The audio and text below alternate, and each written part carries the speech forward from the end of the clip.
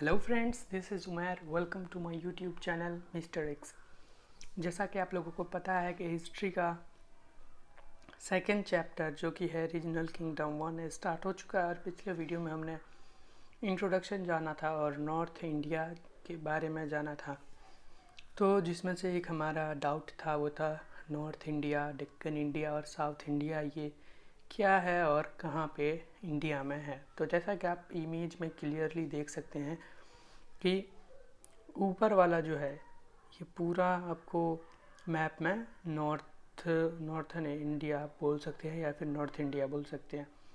उसके बाद सबसे नीचे साउथ हो गया, वो साउथ इंडिया हो गया। और यानी कि नॉर्थ और साउथ दोनों के बीच वाला जो एरिया है इसे डेक्कन रीजन बोलते हैं। डेक्कन रीजन थोड़ा सा नीचे है, मतलब साउथ के ऊपर और नॉर्थ के नीचे।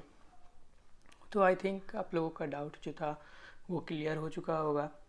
और आज हम पढ़ने वाले हैं त्रिपाठी स्ट्रगल फॉर कनुज। मतलब कनुज जो था, हमने पढ़ा था कि हर्षवर्धना किंग जो था उसका डायनेस्टी का कैपिटल था। तो इसे हर एक राजा चाहता था कि अपने अंदर ले ले, ताकि मतलब सब अपने अंदर इसे लेना चाहता था। तो मतलब कोई ना कोई रीज़न तो होगा इसे कनुज के पास, कोई खासियत तो होगी कनुज में कि हर एक राजा चाह रहा था कि हाँ कनुज हमारे पास आ जाए। पढ़ते हैं और समझते हैं। King in the north always viewed Kanuj as prized position. Due to its prime location, all of them wanted to control it. Kanuj was located on the fertile northern plains and the town located here were rich and enjoyed all the facilities. मतलब जो भी king होते थे north के, India में north side के जो king होते थे वो हमेशा कनुज को एक ऐसा नज़र से देखते थे कि कनुज जो था एक बहुत ही अच्छे जगह पे था। ये आप इमेज में देख लीजिए क्लियरली। आज के दौर में ये यूपी में यूपी ही को शायद कनुज बोला जाता था। तो ये नॉर्दर्न प्लेन्स है और बहुत ही ज़्यादा ये फर्टाइल लैंड हुआ करता था उस समय में, और अभी भी है। तो यहाँ फर्टाइल होने के कारण क्रॉप्स अच्छा होता था। तो वहाँ के लोग हमेशा अमीर होते थे और अच्छे फैसिलिटीज़ एंजॉय करते थे, इसलिए हर राजा जो था वो इस एरिया को पाना चाहता था। Since Kanuj was situated at the heart of Ganga plains, whoever controlled Kanuj could control the whole of the region. From the 9th to the 13th century, three powers, the Palas, the Gujara Pratiharas and the Rashtrakutas, competed with each other to gain control over Kanuj. However, this tripartite struggle weakened all the three dynasties. मतलब ये जो था कनुज वो गंगा के मतलब heart of Ganga भी इसे बोला जाता था, क्योंकि ये एक ऐसा जगह था कि अगर यहाँ पे आप कब्जा कर लिए बैठ गए ना तो पूरा ऑल ओवर रीजन को आप यहाँ से देख सकते हैं। मतलब यहाँ से आराम से राज कर सकते हैं बैठ के कनुज से। तो इस कनुज के लिए जो मेन तीन डायनेस्टीज़ थी जिन्होंने कम्पिटिट किया वो था पालाज, गुजारा प्रतिहाराज और राष्ट्रकूटाज। इन तीनों ने बहुत ही मतलब तगड़ा कम्पिटिट किया था एक दूसरे से कनुज को पाने के लिए। लेकिन धीरे धीरे ये जो स्ट्रगल था ये बहुत ही ज़्यादा मजबूत होता गया। स्ट्रगल तो मजबूत होता गया लेकिन ये अपने आप में टूटने लगे और ये तीनों जो थे वो धीरे धीरे कमज़ोर होते गए, क्योंकि बहुत सालों तक अगर कोई भी किंगडम या फिर डायनेस्टी लड़ाई करेगा, वॉर्स में जाएगा, तो बेसिकली उसका सेना जो होगा वो धीरे धीरे ख़त्म होगा, उसका पैसा भी उसमें लगेगा। तो इस तरह से ये एक मतलब कमज़ोर होते गए। अब हम पढ़ेंगे पालाज, उसके बाद गुजरा प्रतिहाराज और राष्ट्रकूटाज, तीनों के बारे में एक्सप्लेन से कहाँ से आया कैसे एंड हुआ। इस वीडियो में हम बस द पालाज के बारे में पढ़ेंगे और इसी के बारे में डिस्कस करेंगे। The Pala dynasty was founded by Gopala in the 8th century. He was an elected king, as the king before him did not have any child.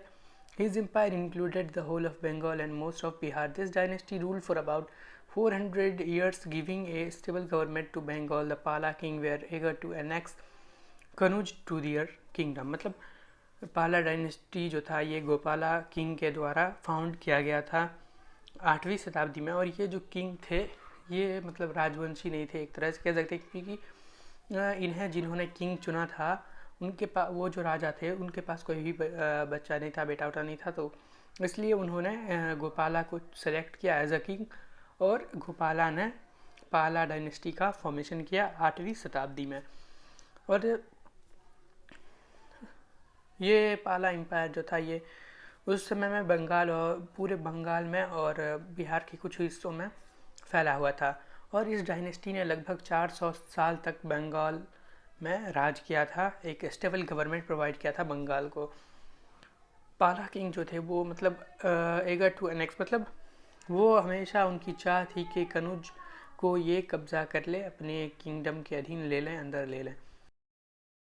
Gopala's son Dharmapala made the dynasty more powerful. He even managed to rule over Kanuj for a brief period. He was wise and also maintained friendly relationship with the neighboring kingdoms. He also encouraged his traders to indulge in overseas and overland trade. His son Devapala carried on the legacy of good administration. मतलब गोपाला का जो सन था धर्मपाला, ये मतलब बहुत ही अच्छा राजा माना जाता था, मतलब डायनेस्टी को बहुत ही ज़्यादा पावरफुल बनाने के लिए बहुत ही अच्छा राजा माना जाता था। ये जो था धर्मपाला मतलब जो थे ये राजा, तो ये कनुज को इन्होंने कुछ समय के लिए अपने अंदर ले लिया था और रूल किया था कुछ ही समय के लिए।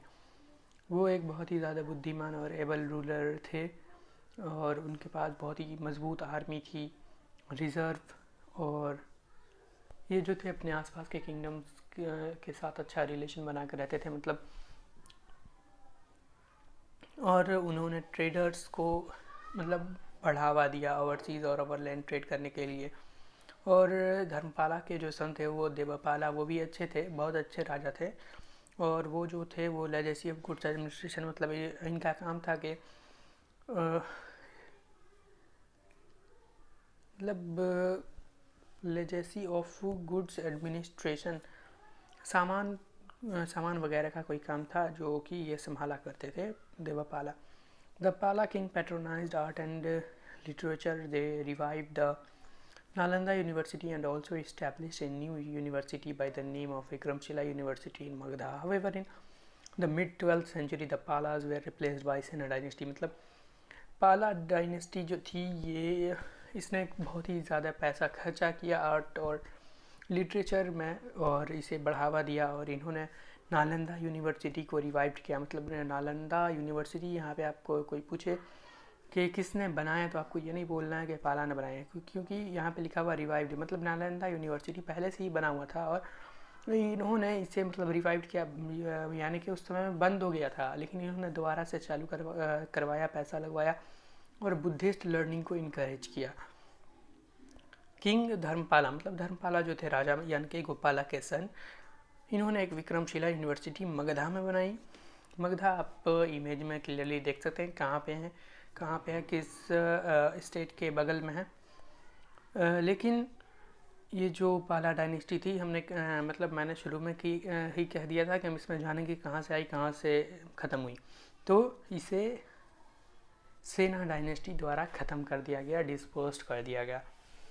कितने में, वो तो मिड 12th सेंचुरी। ये याद रखने वाली चीज़ है कि 12 शताब्दी मिड 12th सेंचुरी में इस पाला डायनेस्टी को सेना डायनेस्टी ने रिप्लेस कर दिया, हरा दिया। तो आज के लिए बस इतना ही। हमारा नेक्स्ट वीडियो टॉपिक होने वाला है प्रतिहाराज, राष्ट्रकूटाज और राजपूत, और डिक्लाइन ऑफ पालाज, प्रतिहाराज और राष्ट्रकूटाज। तो आज के लिए बस इतना ही। अगर आपको वीडियो पसंद आया हो तो वीडियो को लाइक करें, कोई भी डाउट हो तो प्लीज़ कमेंट करें और हमारे चैनल मिस्टर एक्स को सब्सक्राइब कर दें।